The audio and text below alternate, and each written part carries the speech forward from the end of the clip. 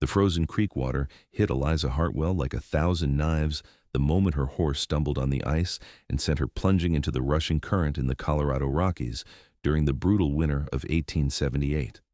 The shock stole her breath instantly, her heavy wool traveling dress dragging her down as the current swept her downstream through water so cold it felt like fire against her skin. She tried to scream, but only managed to swallow mouthfuls of icy water that burned her throat and lungs. Her fingers clawed uselessly at the slick rocks beneath the surface as the world became a blur of white and gray and crushing cold. This was how she would die, she thought with strange clarity. Alone in the wilderness, miles from anywhere, her body likely never to be found, until spring thaw revealed her frozen corpse wedged between boulders. Then, something massive crashed into the water beside her. A hand like iron clamped around her wrist, and she felt herself being hauled upward with such force that her shoulders screamed in protest. Her head broke the surface, and she gasped, choking and sputtering, as powerful arms wrapped around her torso and dragged her toward the bank. She had only a confused impression of size and strength and dark hair plastered to a bearded face before she was being lifted bodily from the creek and carried up the snowy embankment as though she weighed nothing at all. "Got you!" a deep voice rumbled above her head. "I got you. You are safe now." Eliza could not respond. Her teeth chattered so violently she thought they might shatter. Her entire body convulsed with shivers that felt like they would tear her apart from the inside. The man carrying her moved with swift purpose through the snow, his boots crunching rapidly across the frozen ground. She caught glimpses of towering pine trees and gray sky before he was pushing through a door into blessed warmth. The cabin was small and rough, but blessedly warm from a fire crackling in a stone hearth. The man set her down on a chair near the fire and immediately began stripping off her sodden cloak with efficient movements. "Need to get these wet clothes off you, or you will die from the cold," he said, his voice matter-of-fact but not unkind. "I will turn my back. There are blankets on the bed. Wrap yourself in them."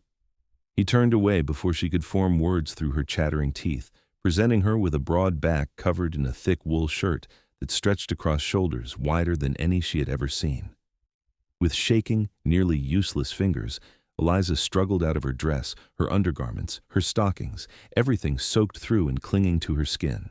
She stumbled to the narrow bed in the corner and grabbed the rough wool blankets, wrapping them around herself with desperate haste. "Done," she managed to croak out. He turned back and moved to the fire, ladling something from a pot hanging over the flames into a tin cup.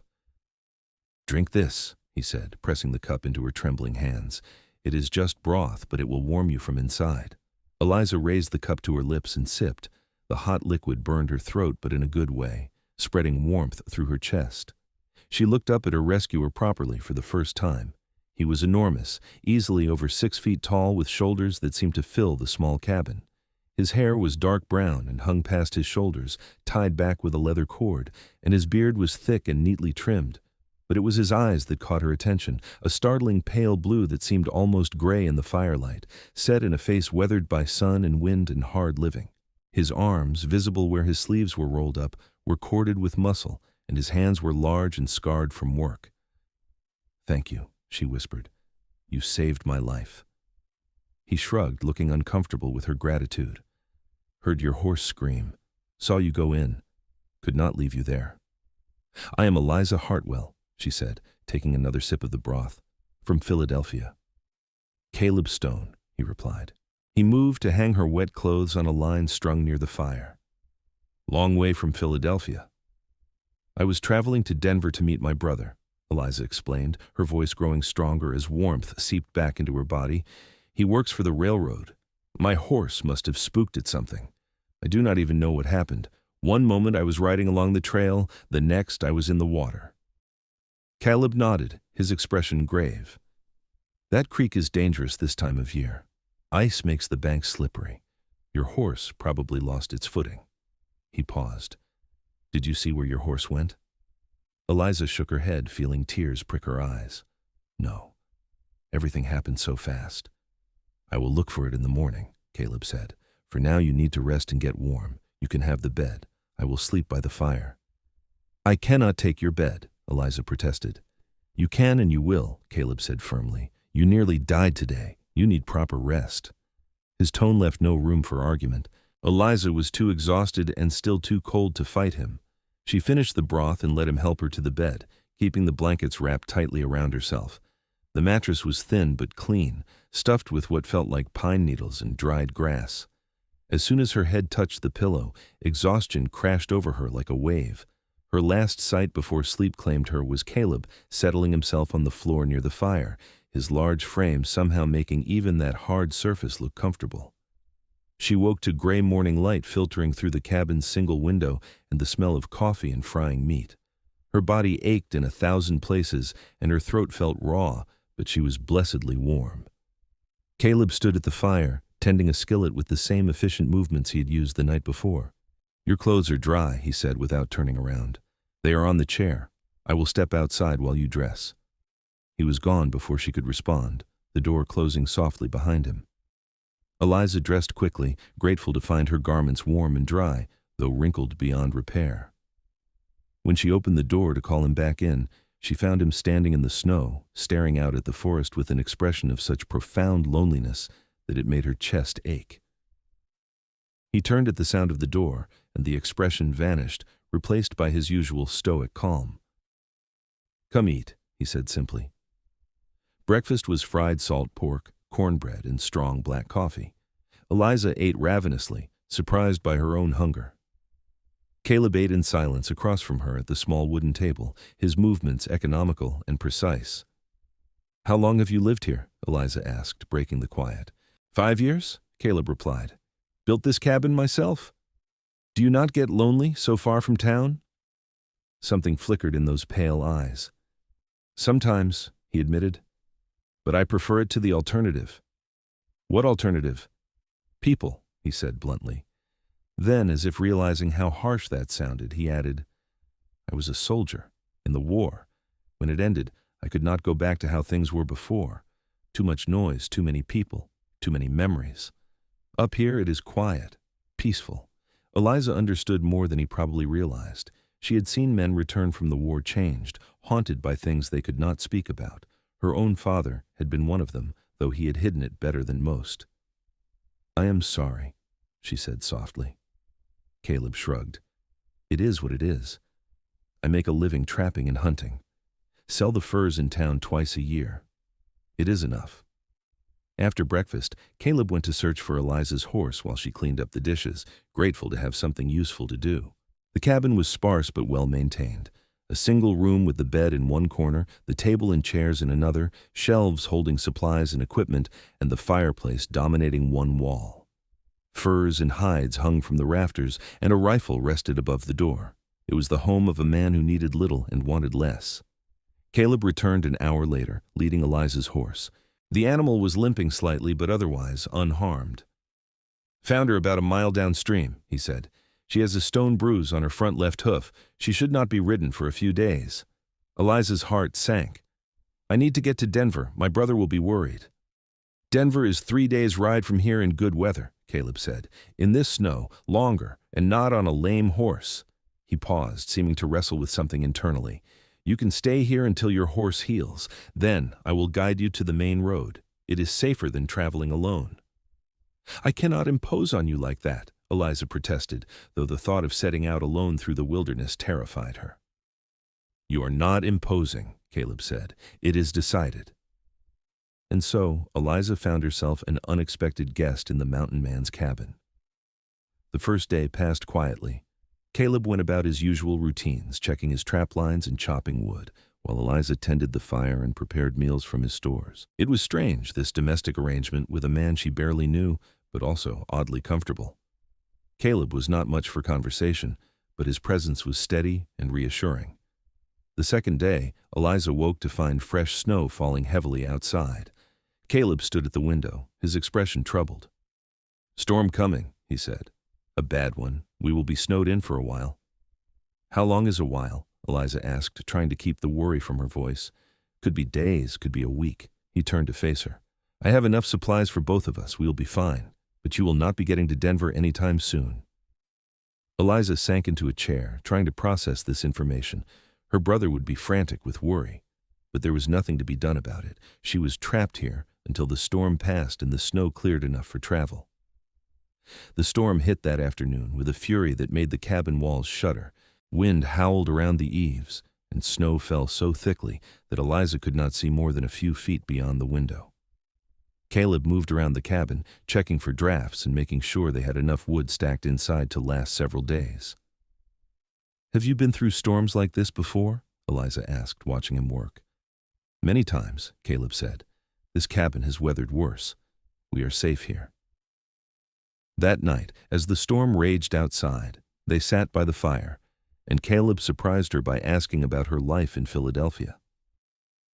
Eliza found herself talking more than she had in months, telling him about her work as a teacher, about the children she had taught, about her decision to travel west after her father's death left her with no family in Philadelphia except a distant aunt she barely knew. "Your brother is your only family?" Caleb asked. "Yes. He left for Colorado 5 years ago to work on the railroad. He's been asking me to join him ever since. I finally decided to take him up on the offer." "That was brave," Caleb said, "traveling all this way alone." "Or foolish," Eliza said with a rueful smile. "I nearly died for my bravery." "But you did not," Caleb pointed out. "You are here. You are alive. That counts for something." Their eyes met across the fire, and Eliza felt something shift in her chest. This man, this quiet, solitary mountain man, saw her in a way few people ever had, not as a burden or an obligation, but as a person worthy of respect. The days blurred together as the storm continued. Eliza and Caleb fell into an easy routine. She cooked and mended his clothes, which were in desperate need of repair. He kept the fire going and told her stories about the mountains, about the animals he tracked, about the changing seasons and the harsh beauty of this wild place. Slowly, carefully, they began to know each other. Eliza learned that Caleb had grown up on a farm in Missouri, that he had enlisted at 17 and spent 4 years fighting in a war that had stolen his youth and his innocence. He did not speak much about the battles he had seen, but she could read the pain in his eyes when certain topics came up. She learned that he had tried to return to his family's farm after the war, but his parents had died of fever while he was away, and his siblings had scattered to the winds. With nothing to hold him, he had drifted west, searching for a place where the ghosts could not follow. Caleb learned that Eliza had never married, that she had devoted herself to teaching because she loved children and learning, that she played the piano beautifully, but had not touched one since her father died, that she was stronger than she looked and braver than she believed herself to be. On the 5th day of the storm, Eliza woke to find Caleb standing at the window again, but this time his expression was different. "Storm is breaking," he said, "should clear by tomorrow."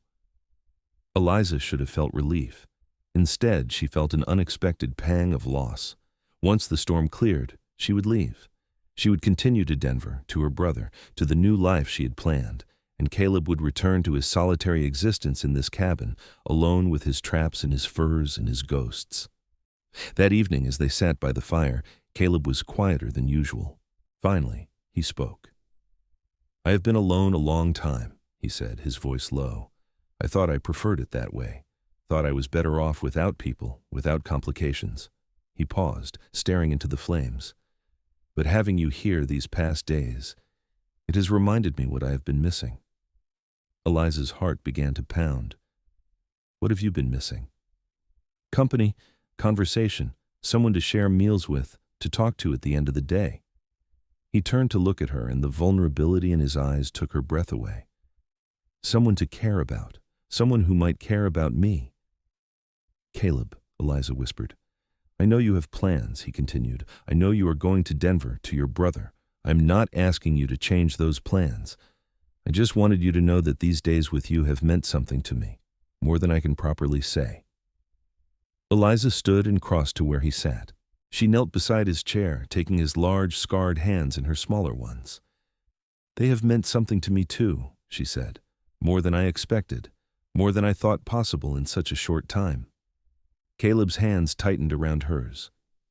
"Eliza, I am not a man who knows how to say pretty words. I am rough, and I am used to being alone, but I think I could learn to be different, if I had a reason to." "What kind of reason?" Eliza asked, though she thought she knew. You, Caleb said simply. You could be my reason. Eliza felt tears prick her eyes. I barely know you. I know. And maybe that makes this foolish. But I've learned that life is short and uncertain. I've learned that chances do not come around twice. And I think maybe you being here, maybe me pulling you from that creek, maybe it was not just chance. Maybe it was meant to be. I do not know if I believe in meant to be, Eliza said softly. Neither did I, Caleb admitted. Until now. They sat there in the firelight, hands clasped, the storm dying outside, and Eliza felt the walls she had built around her heart beginning to crumble. She had come west looking for a new life, for a fresh start. She had not expected to find it in a cabin in the mountains with a man who had saved her from freezing water and was now, somehow, saving her from a different kind of cold. I'm supposed to go to Denver, she said. My brother's expecting me. I know, but I do not want to leave you. Caleb's breath caught. You do not have to decide right now. The storm is not fully past. We have time. But Eliza knew that time would not change how she felt. In less than a week, this quiet, strong, lonely man had become important to her in a way she could not fully explain. The thought of leaving him, of never seeing him again, was physically painful. What if I stayed? She asked. What if I sent word to my brother that I was safe, that I had decided to stay here instead? Here? Caleb looked around the small cabin. Eliza, this is not much of a life. I live rough. I have little to offer. You have yourself, Eliza said. That's enough? You would give up Denver, give up your plans for this? For me? I would give up Denver, Eliza said, but I would not be giving up my plans. I would be changing them. There is a difference. Caleb pulled her up and into his arms, holding her against his broad chest with a tenderness that belied his size and strength. I will do everything I can to make you happy, he said into her hair. I swear it. I know you will, Eliza said. I trust you.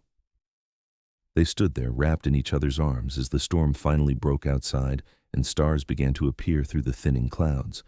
Eliza had come west looking for a new beginning. She had found it, just not in the way she had expected. She had found it in the arms of a mountain man who had pulled her from a frozen creek, and in doing so, had pulled himself from the loneliness that had defined his life for so long.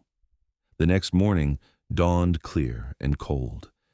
Caleb saddled his own horse and helped Eliza onto hers, which had healed enough for gentle riding. They rode together down the mountain toward the nearest town, a small settlement called Silver Creek, about 10 miles from Caleb's cabin. Eliza needed to send a telegram to her brother, and they needed supplies if she was going to stay through the winter. The ride took most of the day, with Caleb leading them along trails that wound through forests of pine and aspen. Eliza marveled at the beauty of the landscape, the way the snow sparkled in the sunlight, the way the mountains rose up around them like ancient guardians. This would be her home now, she realized. These mountains, these forests, this wild and beautiful place.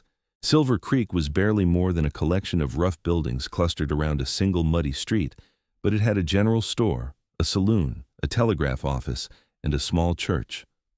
Caleb helped Eliza down from her horse and led her to the telegraph office, where she composed a message to her brother explaining that she was safe, that she had decided to stay in the mountains, and that she would write him a proper letter soon with more details. The telegraph operator, a wizened old man with sharp eyes, looked between Eliza and Caleb with obvious curiosity. You are staying with Caleb Stone? He asked Eliza. Yes, Eliza said, lifting her chin. Is that a problem? No problem at all, miss, the old man said quickly. Just surprised is all. Caleb does not usually take to people. I am not people, Eliza said. I am Eliza Hartwell, and I would appreciate it if you would send my telegram. The old man grinned. Yes, ma'am. Right away, ma'am. At the general store, Caleb bought supplies, while Eliza looked at the meager selection of fabric and notions. She would need to make herself some proper clothes for mountain living, she realized. Her Philadelphia dresses would not hold up to the rough conditions. You will need warmer things, Caleb said, appearing at her elbow. Heavier wool, leather if we can get it. The storekeeper, a plump woman with kind eyes, smiled at them. I have some good wool in the back, she said, and I can order leather from Denver if you need it. Takes a few weeks, but it will get here. Order it, Caleb said. Whatever she needs. Caleb, that's expensive, Eliza protested. I have money, Caleb said. I do not spend much living up there. Let me do this. Eliza wanted to argue, but the look in his eyes stopped her. He wanted to provide for her, she realized. It mattered to him. So she nodded and let him pay for the fabric and the leather order and the other supplies they would need. As they loaded their purchases onto the horses, a man approached them. He was tall and lean, with a sheriff's badge pinned to his vest. Caleb Stone, he said. Been a while. Sheriff Morrison, Caleb replied, his tone neutral. The sheriff looked at Eliza with open curiosity. Heard you had a visitor. News travels fast in a small town. This is Eliza Hartwell, Caleb said. She will be staying with me. That so? The sheriff's eyebrows rose. You planning to make an honest woman of her, Caleb? Eliza felt her cheeks heat, but Caleb's expression did not change. That is between me and Eliza, he said calmly. Fair enough, the sheriff said. Just making sure everything is proper, you understand? Everything is proper, Caleb said. Eliza is a grown woman who can make her own choices. I can indeed, Eliza said, finding her voice, and I choose to stay with Caleb. If that is acceptable to you, Sheriff. The sheriff grinned. Acceptable to me, ma'am, just doing my job. He tipped his hat. You take care now, both of you. As they rode back up the mountain, Eliza said, He thinks we are living in sin. Probably, Caleb agreed. Does that bother you? It should, Eliza said. I was raised to care about such things, but honestly, I find I do not care what the sheriff or anyone else thinks. Good, Caleb said, because neither do I. But that night, as they sat by the fire in the cabin, Caleb brought it up again. The sheriff had a point, he said. Not about the sin part, but about making things proper. What do you mean?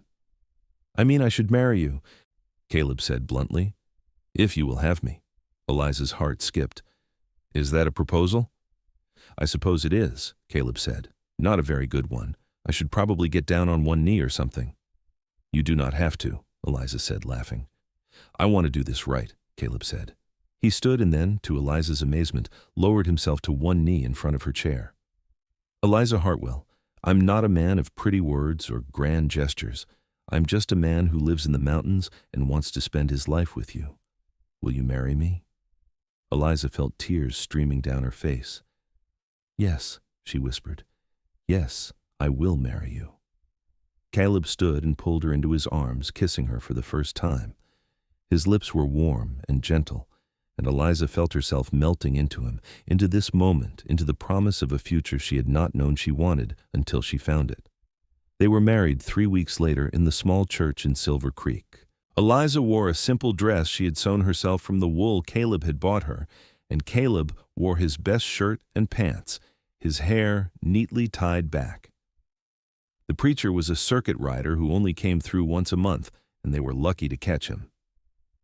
The sheriff and his wife stood as witnesses, along with the storekeeper and her husband. It was not the wedding Eliza had imagined as a girl, but it was perfect in its own way. When Caleb slipped a simple gold band onto her finger, a band he had ridden all the way to Denver to buy, Eliza felt a joy so profound it took her breath away. This was right. This was where she was meant to be. Their wedding night was spent in the cabin, with snow falling softly outside and the fire crackling in the hearth. Caleb was gentle with her, patient and tender, and Eliza discovered that the passion she had read about in novels was real and overwhelming and beautiful. Afterward, they lay tangled together in the narrow bed, and Caleb held her close, his large hand stroking her hair. I never thought I would have this, he said quietly. A wife. A home that felt like more than just a place to sleep. I thought I was meant to be alone. You are not alone anymore, Eliza said. Neither of us is. Winter deepened, and Eliza learned the rhythms of mountain life. She learned to cook over an open fire, to preserve meat and vegetables, to mend and make clothes that would withstand the harsh conditions. Caleb taught her to shoot, to track animals, to read the weather in the clouds and the wind. She proved to be a quick learner, and Caleb was a patient teacher. But more than the practical skills, Eliza learned about her husband. She learned that he had nightmares sometimes, that he would wake in the dark gasping and shaking, and that the only thing that calmed him was her touch, her voice, her presence. She learned that he was kind to animals, that he never took more from the land than he needed, that he had a deep respect for the wilderness that surrounded them. She learned that he loved her with a fierce, protective intensity that sometimes overwhelmed her, but never frightened her. And Caleb learned about Eliza. He learned that she was stronger than she looked, that she did not complain even when the work was hard and the days were long. He learned that she sang while she worked, old songs from her childhood, and that the sound of her voice filled the cabin with a warmth no fire could match. He learned that she was curious about everything, that she asked endless questions about the plants and animals and the way the world worked up here in the mountains. He learned that she loved him with a quiet, steady devotion that healed something broken inside him. Spring came slowly to the mountains. The snow began to melt, revealing the brown earth beneath. Streams swelled with runoff, and the first green shoots appeared on the trees. Eliza discovered she was pregnant in early April, and when she told Caleb, he looked at her with such wonder and joy that she started crying. "A baby," he said, his voice hushed. "We are going to have a baby." "Are you happy?" Eliza asked, though she could see the answer in his face. "Happy does not begin to cover it," Caleb said. He pulled her into his arms, holding her carefully, as if she might break. "I am going to be a father. I never thought I would be a father." "You're going to be a wonderful father," Eliza said. The pregnancy was not easy. Eliza was sick for the first few months, and Caleb hovered over her anxiously, bringing her water and broth and anything else she could keep down. As summer arrived and her belly began to swell, he became even more protective, insisting she rest more and work less. Eliza found it both endearing and frustrating. "I am pregnant, not dying," she told him one afternoon when he tried to stop her from hanging laundry. "I know," Caleb said, "but I worry. What if something happens? We are so far from town, from a doctor."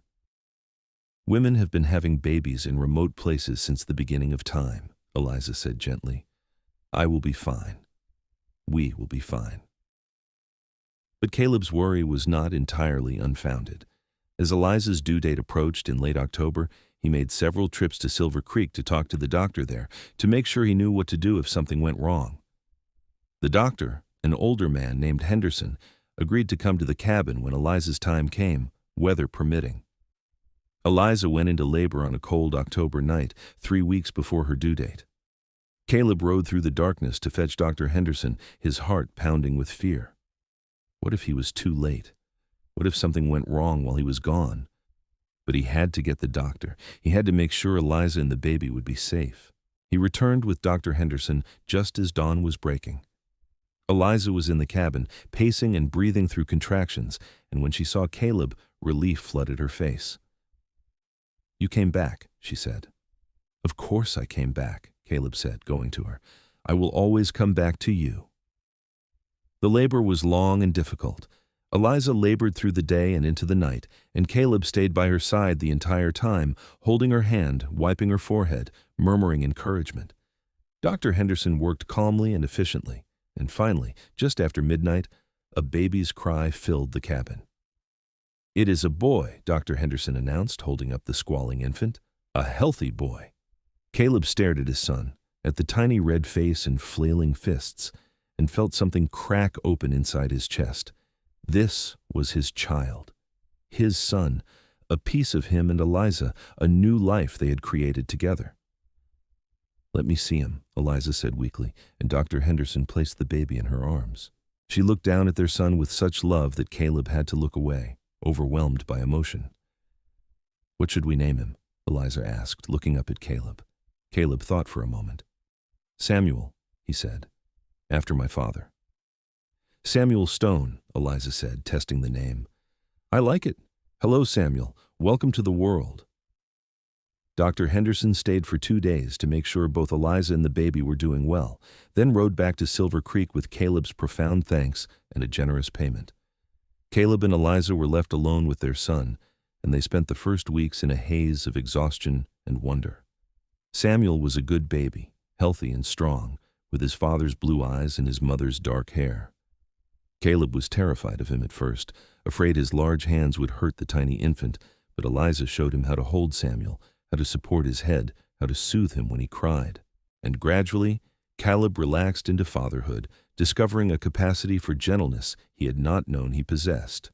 Winter came again, and the cabin that had once housed a lonely man now rang with the sounds of family. Samuel grew and thrived, and Eliza recovered her strength. Caleb continued his trapping and hunting, but now he had a reason beyond mere survival. He was providing for his family, for his wife and son, and that gave his work new meaning. One evening, as they sat by the fire with Samuel sleeping in a cradle Caleb had built, Eliza said, "Do you ever regret it? Marrying me, giving up your solitary life?" Caleb looked at her in surprise. "Never," he said firmly. "Not for a single moment. Why would you ask that?"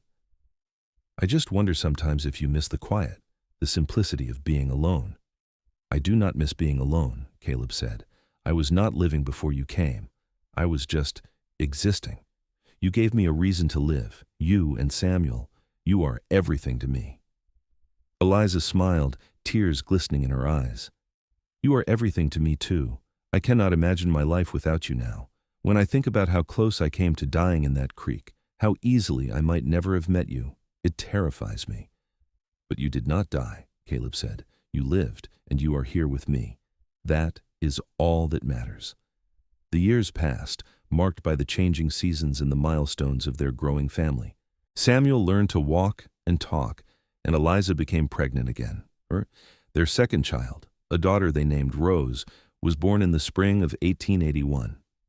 She had Eliza's delicate features and Caleb's strength, and she wrapped her father around her tiny finger from the moment she was born. Caleb expanded the cabin, adding a second room for the children and a larger kitchen area for Eliza. He built furniture and toys, and he taught Samuel to fish and track. Eliza taught both children to read and write, using books she ordered from Denver. Their life was hard but good, filled with work and love and the simple pleasures of family. In 1883, Eliza's brother finally came to visit. Thomas Hartwell arrived in Silver Creek and sent word to the cabin, and Caleb rode down to meet him and bring him up the mountain. Thomas was a tall, thin man with Eliza's dark hair and intelligent eyes, and he looked around the cabin with obvious surprise. "This is where you have been living?" he asked Eliza. "This is my home," Eliza said, a note of defensiveness in her voice. Thomas held up his hands. "I am not criticizing. I'm just surprised. When you wrote that you were staying in the mountains, I pictured something different." "What did you picture?" Caleb asked, his tone neutral, but his eyes watchful. "I do not know," Thomas admitted. "Something less remote, I suppose, but I can see you are happy here, both of you." He looked at Samuel and Rose, who were watching him with wide eyes. "And you have a beautiful family." Thomas stayed for a week, and by the end of it, he and Caleb had developed a cautious respect for each other. Thomas could see how much Caleb loved Eliza, how hard he worked to provide for his family, how devoted he was to his children. And Caleb could see that Thomas genuinely cared about his sister's happiness. "Take care of her," Thomas said to Caleb on the morning he left. "Always," Caleb promised.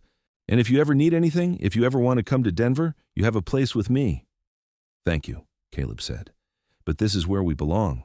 Thomas nodded, understanding. "I can see that." More children came. A third son, James, in 1884, another daughter, Clara, in 1886. The cabin grew more crowded, and Caleb talked about building a larger house, but Eliza loved the cabin. It was where their life together had begun, where they had fallen in love, where their children had been born. She could not imagine leaving it. "We can add on," she suggested. "Make it bigger, but keep the original cabin as the heart of it." So Caleb spent the next year building additions, creating a proper house that sprawled around the original cabin like a tree growing new branches. He built bedrooms for the children, a real kitchen with a proper stove he hauled up from Silver Creek, a sitting room where Eliza could teach the children their lessons. The work was hard, but he loved it, loved building something permanent for his family. Samuel grew into a strong, capable boy who followed his father everywhere, learning to trap and hunt and survive in the mountains. Rose was quieter, more bookish like her mother, but she had a fierce independence that sometimes worried Eliza. James was the peacemaker, always trying to smooth over conflicts between his siblings. And Clara was still a baby, toddling around the house and getting into everything. Life settled into a comfortable rhythm. The children grew, the seasons turned, and Caleb and Eliza grew older together. Caleb's hair began to show threads of silver, and lines appeared at the corners of Eliza's eyes. But their love for each other only deepened with time, tempered by shared struggles and joys. In the spring of 1888, when Samuel was 9 and Rose was 7, tragedy struck. A late spring blizzard caught Caleb out on his trap lines, and he did not return when expected. Eliza tried not to panic, tried to tell herself that he had simply taken shelter somewhere to wait out the storm. But as the hours stretched into a full day and then another, her fear grew. Samuel wanted to go look for his father, but Eliza refused to let him. "I cannot lose both of you," she said, her voice breaking. "We will wait. Your father knows these mountains better than anyone. He will come home." But privately, Eliza was terrified. She kept the fire burning and watched the door, praying with an intensity she had not felt since the day she had nearly drowned in the frozen creek. "Please," she prayed, "please bring him back to me. I cannot do this without him. I cannot raise these children alone. Please." On the third day, just as Eliza was preparing to ride to Silver Creek for help despite the dangerous conditions, the door opened and Caleb stumbled in. He was covered in snow, his face gray with exhaustion and cold, and he was limping badly. "Caleb!" Eliza rushed to him, and the children swarmed around their father. "What happened? Where were you?" "Fell," Caleb said through chattering teeth. "Twisted my ankle. Had to hole up in a cave until the storm passed. I am sorry. I know you were worried." Eliza helped him to a chair by the fire and began stripping off his wet clothes, checking him for frostbite. His ankle was badly swollen, and he had some minor frostbite on his fingers, but otherwise he was intact, alive, home. "Do not ever scare me like that again," Eliza said, tears streaming down her face as she wrapped him in blankets. "I will try not to," Caleb said, pulling her close despite his exhaustion. "I'm sorry, Eliza. I kept thinking about you, about the children. That is what kept me going. I had to get back to you." "You did," Eliza said. "You are home. That is all that matters." Caleb's ankle took weeks to heal properly, and during that time, Eliza saw a different side of her husband. He was restless and frustrated, unused to being confined to the house, unable to do the work that defined him. But he also spent more time with the children, teaching them things he had never had time for before, telling them stories about his life before the mountains, before the war. Samuel listened with rapt attention to his father's stories, but Rose asked questions that made Caleb uncomfortable. "Did you kill people in the war?" she asked one evening. Caleb was silent for a long moment. "Yes," he finally said. "I did. Does that make you sad?" "Yes," Caleb said again. "It does. War is a terrible thing, Rose. I hope you never have to see one." "Then why did you fight?" "Because I thought it was the right thing to do at the time," Caleb said. "Because my country asked me to. But I learned that war does not solve problems the way people think it will. It just creates new ones." Eliza listened from across the room, her heart aching for her husband. He so rarely spoke about the war, about the things he had seen and done. But she was glad he was being honest with the children, teaching them that violence was not something to glorify. By summer, Caleb was back on his feet and back to work, but the incident had shaken both him and Eliza. They were not young anymore, and the mountains that had once seemed like a refuge now felt more dangerous. What if something happened to Caleb? What if Eliza became ill or injured? They were so far from help, from doctors, from other people. "Maybe we should think about moving closer to town," Eliza suggested one evening. "Not to Denver or anywhere big, but maybe to Silver Creek. We could build a house there, and you could still trap and hunt, but we would be closer to other people, to a doctor." Caleb considered this. "Would you be happy in town?" he asked, "after all these years up here?" "I would be happy anywhere with you," Eliza said, "but I worry about the children. What if one of them gets sick or hurt? What if something happens and we cannot get help in time?" "You are right," Caleb admitted. "I have been thinking the same thing. Samuel's getting older. He will need more schooling than you can give him here, and the girls too. They deserve opportunities we cannot give them in the mountains." So they made the decision to move. It was not easy. The cabin, the house Caleb had built with his own hands, held so many memories. This was where they had fallen in love, where their children had been born, where they had built a life together. But they both knew it was time. Caleb sold his trap lines to another mountain man and used the money to buy land on the edge of Silver Creek. Over the summer and fall of 1888, he built a new house, larger and more comfortable than the mountain cabin, with real glass windows and a wood floor and a porch where Eliza could sit in the evenings. It was still simple by city standards, but it was a palace compared to what they had known. They moved in November, just before the first snow. The children were excited about being closer to town, about having other children to play with, and a real school to attend. But on their last night in the mountain cabin, Eliza found Caleb standing outside, staring up at the dark peaks. "Are you sad to leave?" she asked, slipping her hand into his. "A little," Caleb admitted. "This place saved me. It gave me a reason to keep living when I thought I had none. And then it gave me you." "You will always have me," Eliza said, "no matter where we live." "I know," Caleb said. He turned to face her, his pale eyes reflecting the starlight. "Do you remember the night I asked you to marry me?" "Of course I remember." "I told you I was not a man of pretty words or grand gestures. That is still true. But I want you to know that every day with you has been a gift. Every morning I wake up next to you, every meal we share, every moment with our children, it is all more than I ever thought I would have. You pulled me from a loneliness I did not even know was killing me. You gave me a life worth living." Eliza felt tears on her cheeks. "And you pulled me from that frozen creek. You saved my life, Caleb, in more ways than one." They stood there in the cold mountain air, holding each other, saying goodbye to the place where their love had begun. Then they went inside, banked the fire one last time, and closed the door on that chapter of their lives.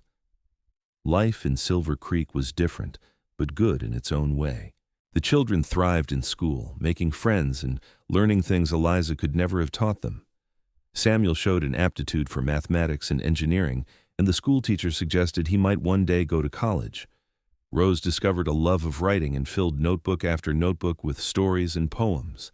James was popular with the other children, always organizing games and adventures. And Clara, now 3 years old, was the darling of the town, charming everyone she met with her bright smile and fearless nature. Caleb found work as a guide, leading hunting parties and prospectors into the mountains. His knowledge of the wilderness was valuable, and he earned good money doing work he enjoyed. Eliza took in sewing and gave piano lessons, having finally bought a small upright piano with money Caleb had saved. The sound of music filled their house again, and Eliza felt a part of herself that had been dormant for years come back to life.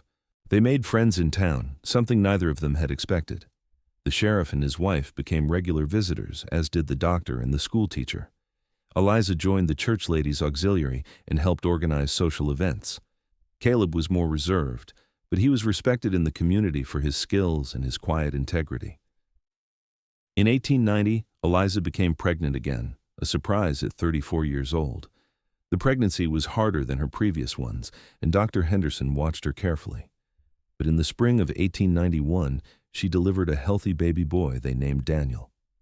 Caleb, now 42, looked at his youngest son with the same wonder he had felt holding Samuel for the first time.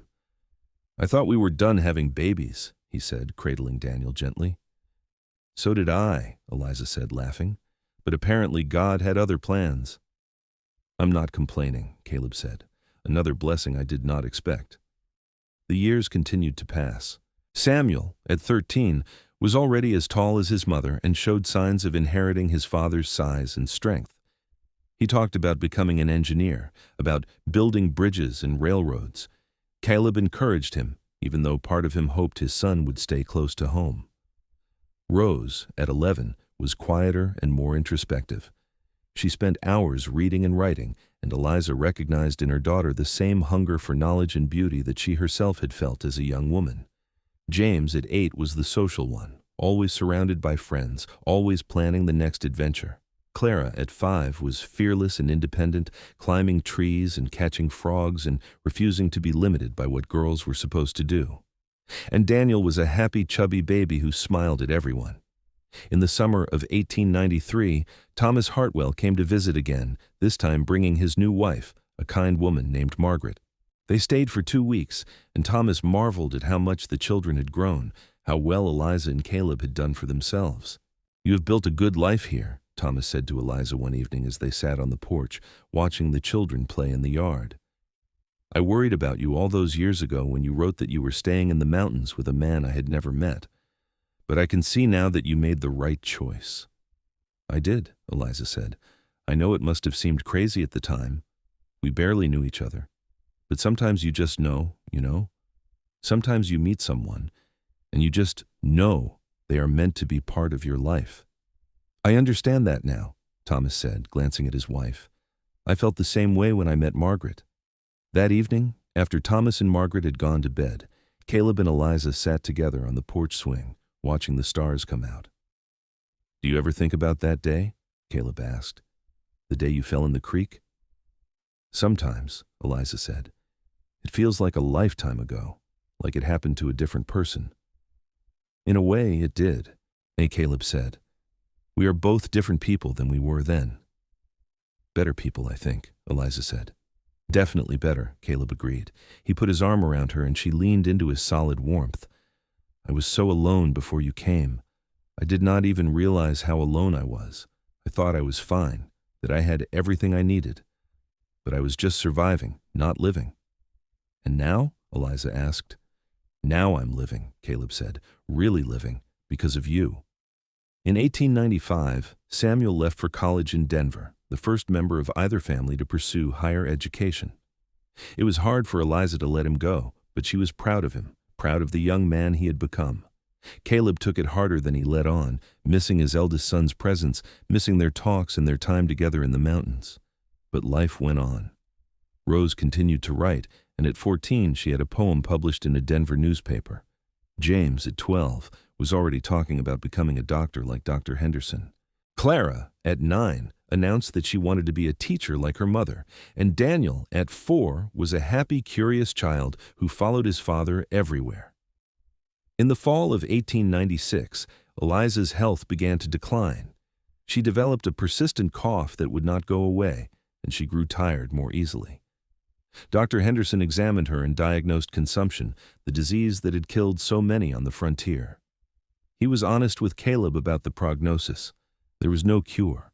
All they could do was keep her comfortable and hope for the best. Caleb was devastated.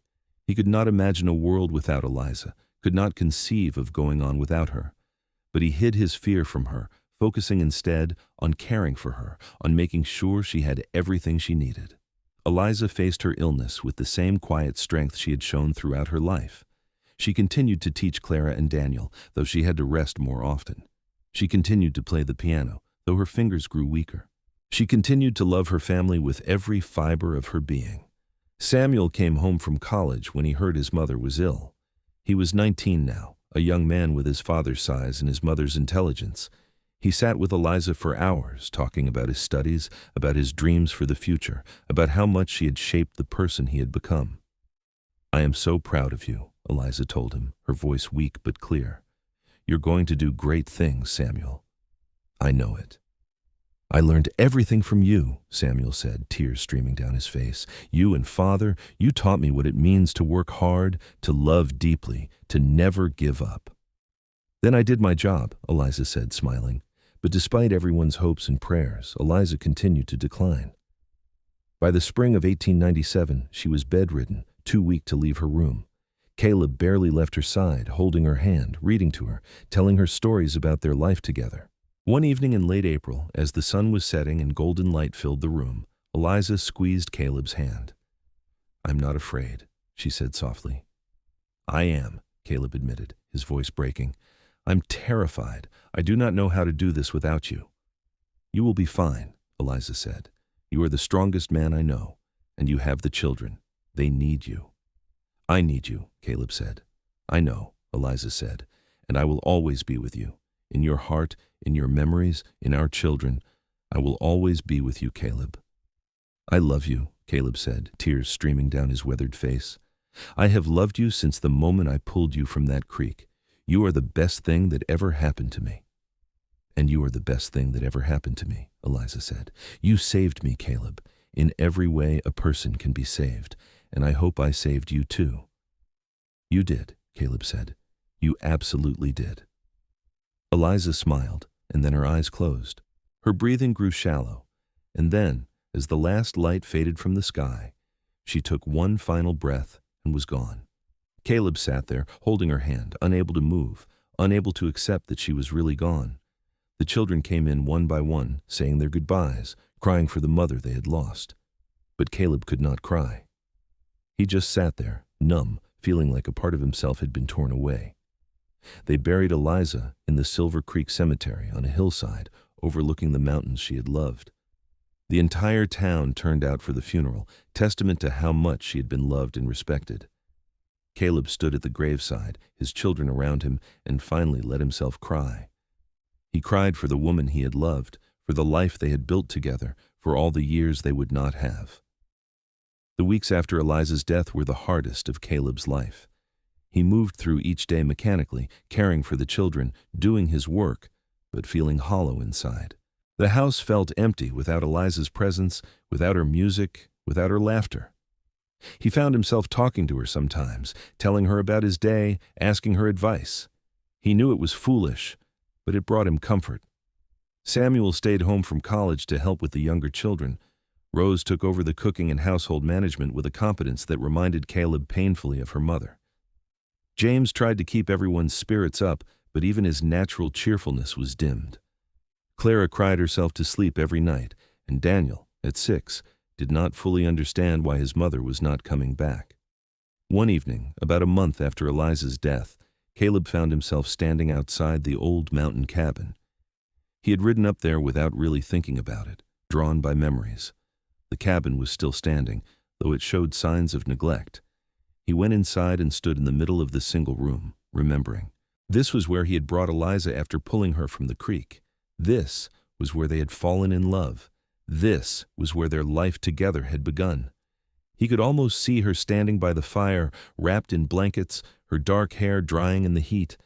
He could almost hear her voice, her laughter.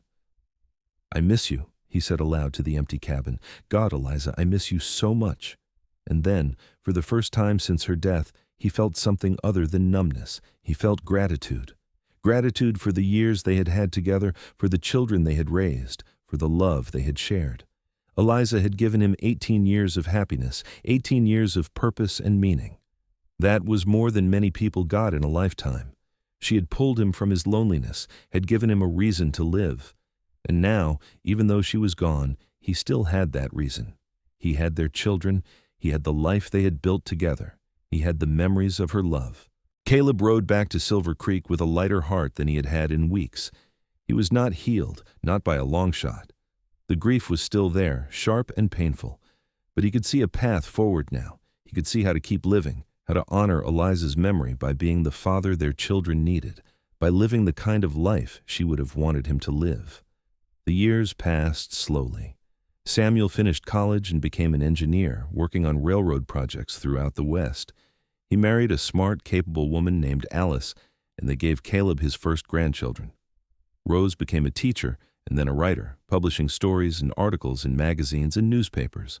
She never married, preferring her independence, but she was happy and fulfilled. James went to medical school and became a doctor, eventually taking over Dr. Henderson's practice in Silver Creek. He married his childhood sweetheart, a girl named Emma, and they had 4 children. Clara became a teacher like her mother, working in a school for Native American children, fighting for justice and equality in a way that would have made Eliza proud. And Daniel, the baby, grew up to be a forest ranger, protecting the mountains his parents had loved. Caleb lived to see all his children grown and settled, lived to hold his grandchildren, and even a few great-grandchildren. He never remarried, though several women in town made it clear they would be interested. He could not imagine loving anyone the way he had loved Eliza. She had been his once-in-a-lifetime love, and he was content with the memories. He spent his later years telling stories to his grandchildren, teaching them about the mountains, about survival, about the importance of family and love. He told them about their grandmother, about how brave and strong and kind she had been. He told them about the day he had pulled her from the frozen creek, about how that one moment had changed both their lives forever. "She saved me," he would tell them. I pulled her from the water, but she pulled me from something much worse. She pulled me from loneliness, from a life that was not really living. She gave me everything. Caleb Stone died in his sleep in the winter of 1919, at the age of 70. His children buried him next to Eliza in the Silver Creek Cemetery, and on his headstone they inscribed the words, "Beloved husband and father. He lived well and loved deeply." On the day of the funeral, Samuel stood at his father's grave and told the assembled crowd about his parents' love story.